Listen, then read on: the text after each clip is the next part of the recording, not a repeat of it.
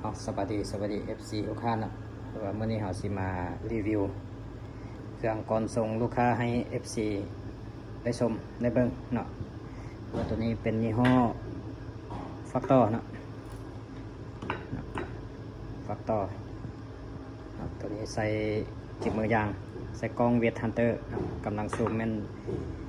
4x16ตัวนี้นะกำลังซูม4x16เนาะใส่เราโพลีกอนแลกมูวีอาร์16แวนเนาะตัวนี้ลูกค้าสั่งเอา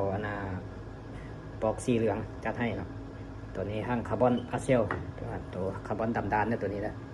เก็บเสียงกันใส่เป็นสั่งเอาเป็นเก็บเสียง F5 ใส่เป็นเก็บเสียง F5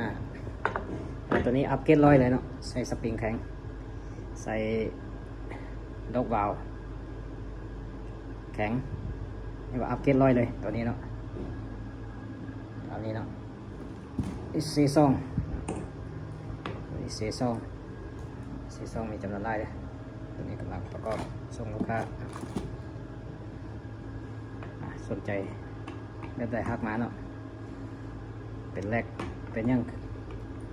มักซี่ใดฮักมาเนาะจัดให้เนาะเครื่องมีความทรงในลูกค้าด้วยนอกจากตัวนี้ยังมีวักเฮกติคอฮอปเอเคซองMCงานเวียดนามมีครบเด้อนะสนใจมีห้อใดทักมาเนาะจัดให้ตามคำข้อเนาะจัดให้ตามลูกค้าต้องการรถเนาะว่ามักแห้งมักคือแม่นมีตัวนี้กันว่าประกอบธรรมดาแม่นใส่เล็ก8แว่นแม่นใส่กล้อง BSA แล็ก8แว่นแม่นราคา10,800,000เลยตัวนี้นะแต่ว่าคันอัพเกรดตัวนี้มัน13,500,000ครับเรียกว่าแล้วแต่ลูกค้าสั่งเนาะตัวนี้เป็น MC เนาะ MC K2 รถของ MC K2 รถของ K2 สนใจตัวใดทักมาเนาะตัวนี้ลูกมอนเตอร์เรียกว่าเครื่องมีครบเด้อมักได้ใด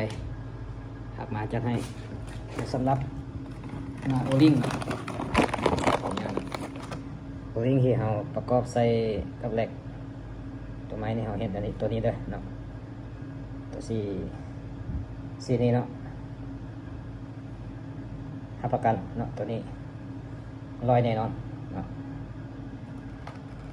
เครื่องมีความทรงขอบใจ FC ลูกค้าเนาะที่ว่าติดตามก็ช่วยสุกงูซื้อเครื่องนำตลอดมาขอบใจเนาะ